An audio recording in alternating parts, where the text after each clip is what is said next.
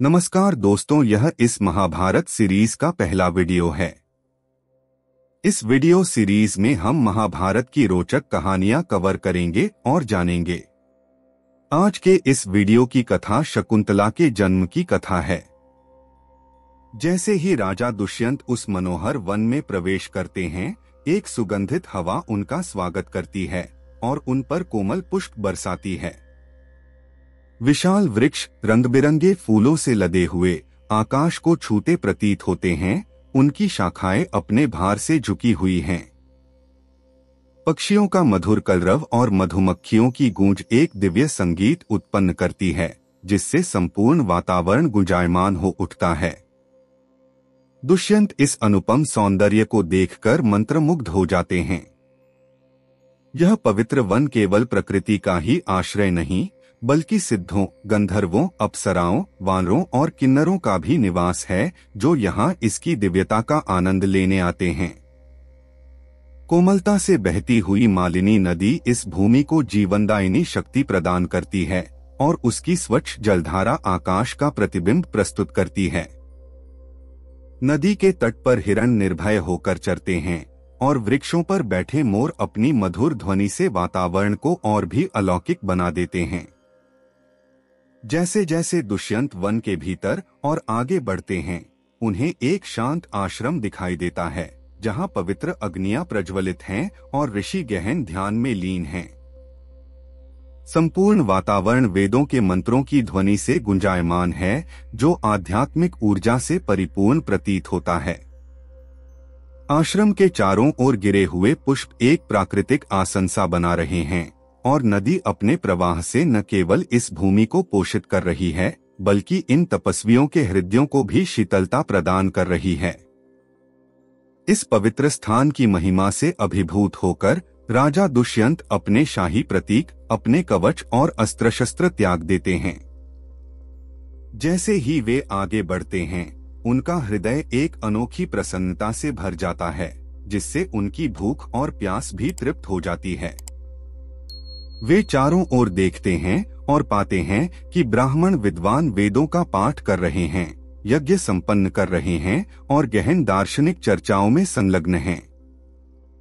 वे विभिन्न ऋषिमुनियों के समूहों को देखते हैं, कुछ वेदों के ज्ञाता, कुछ निरुक्त और ज्योतिष में निपुण, कुछ वैद्य और कुछ तत्वचिंतक, जो ब्रह्मांड के रहस्यों को सुलझाने में लगे हैं। उनके मंत्रोच्चारण से समूचा वातावरण आध्यात्मिकता से गुंजायमान हो उठता है। दुष्यंत को ऐसा प्रतीत होता है जैसे वे किसी दिव्य लोक में आ गए हों, जहां केवल ज्ञान और भक्ति का ही साम्राज्य है। परंतु उनकी यात्रा यहीं समाप्त नहीं होती। वे ज्ञान और तपस्या से भरपूर इन आश्रमों के मध्य से होते हुए आगे बढ़ते हैं, महर्षि कर्ण के आश्रम की खोज में। अंततः अपने मंत्री और पुरोहित के साथ वे महर्षि कश्यप के आश्रम में पहुंचते हैं, जहां दिव्य ज्ञान से युक्त परमश्रेष्ठ ऋषियों का वास है। राजा दुष्यंत अपने साथियों को आश्रम के द्वार पर छोड़कर अकेले अंदर प्रवेश करते हैं। उन्हें कोई नहीं दिखता तो वे पुकारते हैं और उनकी वाणी पूरे आश्रम में गूंज उठती है।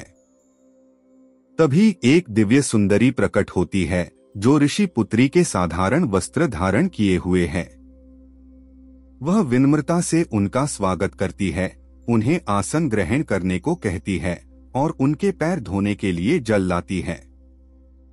फिर आदरपूर्वक वह पूछती है कि वह उनके लिए क्या सेवा कर सकती है।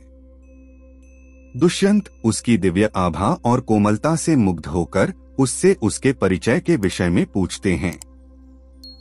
जब वह स्वयं को महर्षि कर्ण की पुत्री बताती है, तो राजा को आश्चर्य होता है। वे जानते हैं कि कण्व ऋषि जीवन भर ब्रह्मचारी रहे हैं, तो फिर वह उनकी पुत्री कैसे हो सकती है।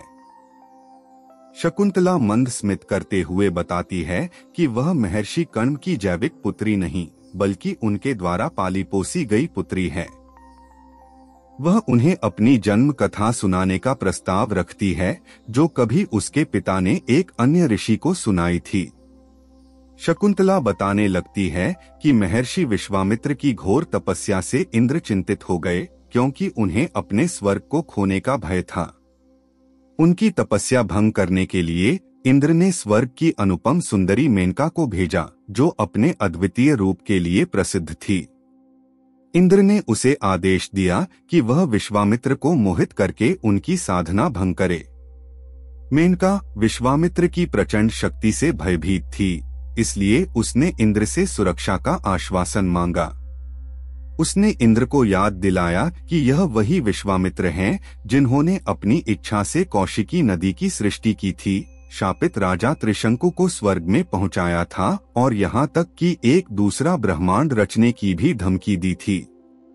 इंद्र विश्वामित्र के क्रोध से भयभीत होकर मेनका की मांगे स्वीकार कर लेता है।